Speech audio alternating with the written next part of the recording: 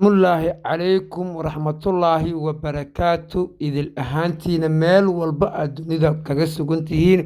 akhyaarta aan hawada ku saaxiibnayo waa anigoo ah Mustafa Maxamed Cali waxaa idin leeyahay wacanoo wanaagsan xilli walba iyo goor walba ay kuu tahay alaabana waxaan igala soo hadlaa baraha ku leeyahay social media sida YouTube-ka iyo sidoo kalena Facebook-ga janaalkan ku leeyahay barta YouTube-ka ee Doobiya Media haddii ay tahay booqashadeeda ugu horreysa ay soo booqatay fadlan calaamadda gudan horta subscribe-ka taabo gambaleelkana furo si aad macaamiil joogto u noqon like dhiirigelinaya noo tahay asxaabta la sii wadaagu sii sheergaray wixii aragtiina commentiga noogu soo reeb sidoo kalena Facebook-ga ee Doobiyana like dheh page-ka si aan macaamiil joogto u noqono haddaba waxaan rabaa inaan la wadaago muuqaal aan daawaday isla markaasina igu dhaliyay arrin la yaab leh halkaasi wuxuu ahaa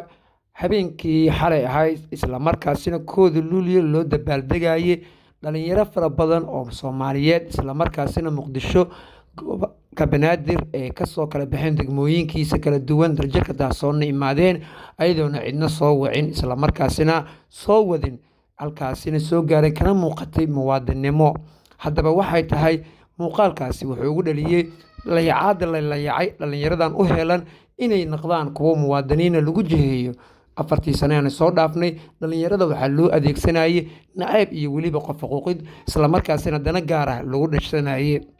waxaana meesha ka baxday bolansigii ama siyaasadii hagidda wadaninimada dhalinyarada Soomaaliyeed lagu hagaayay waxaana taasi ay ugu dhalisay inay tahay mid dayacaad weyn lagu sameeyay dhalinyarada Soomaaliyeed sida in muuqato muuqaalkaasi waa dhalinyaradii sugaysa calanka markii la saarayo darajada daasoon muuqaalka ayaa la wadaagi doonaa muuqaalkii waa kana waa cududaasi dhalinyarada idin muuqato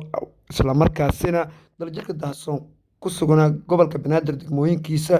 qaybihiisa kala duwan ka yimid ayagoona wata dareeska calanka Soomaaliyeed ee Jamhuuriyadda Federaalka Soomaaliya ee leedahay isla markaasina ay ahaayeen kuwa idin muuqato kuwaasi tirada badan ee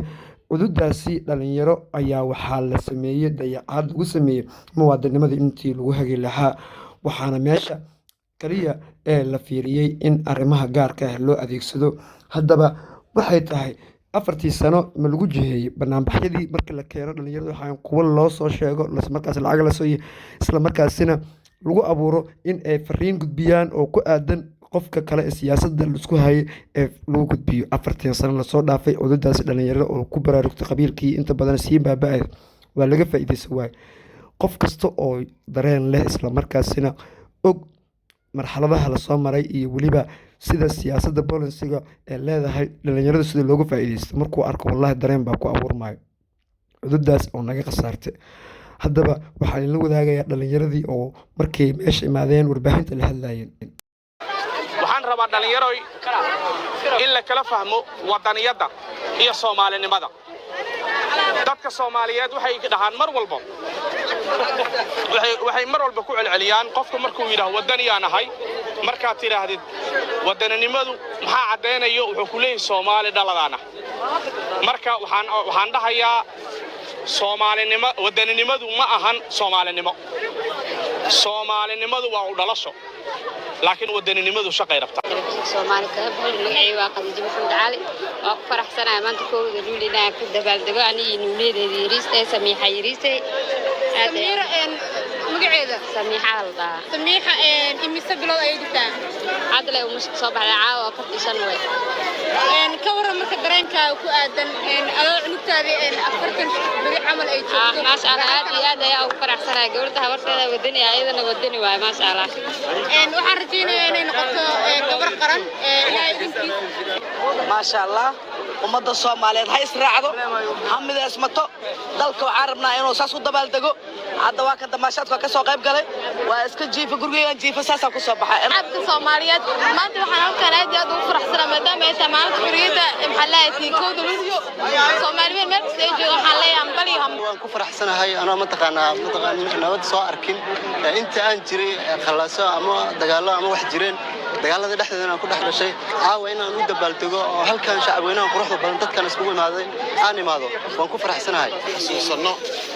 waqtigii xornimada Soomaaliyeed iyo waqtigii yani dhalinyarada Soomaaliyeed ay ka dhidhiyeen in yacni ay diidaan gumaysiga. waxaan rabaa inaan isweydiino wasaaraddii dhallinyarada tii amnigii isla markaasina maxay miisaaniyadda dhaqaale ee ku qaataan haddii ay qorshahooda aan ku jirin jihaynta iyo weliba hagidda dhallinyarada soomaaliyeed dhanka muwaadinimada cududaasi haddii la dayacay maxaa loo dhahaa marka amni daraa jirto ammaanka faraha uu ka baxay dhibaata jirto dhibaatada ciddii markaasi ka faa'iideysan weysa dhallinyaradan ayay ahayd marka muuqaalkaas dareen weyn ayuu ugu abuuray khayaartan jecel waa tahayna intaasi ayaan kusoo gabagabeyneynaa la wadaagidda aan la wadaagay muuqaalkii dareenka lahaa islamarkaasina cududii la dayacay balse aan ku yiri xasuusiya hadday tahay daawadeena sharafta loo gadaal noogu soo birtay markii kugu horeysay janaalka Dubiya Media fadlan calaamad guud horta subscribe-ka noo taabo gambaleelkana furo si aan macaamiil joogto u noqono laagtana dhiirigelin yahay noo tahay asxaabta la sii wadaag u sii sheergaree wixii aragtiya fikirka heebta hoose commentiga noogu soo reeb tan iyo mar kale intaan kulmi doono waa anigoo ah Mustafa Maxamed Cali sidaas iyo nabadgelyo wasalaamu calaykum waraxmatullaahi wabarakaatu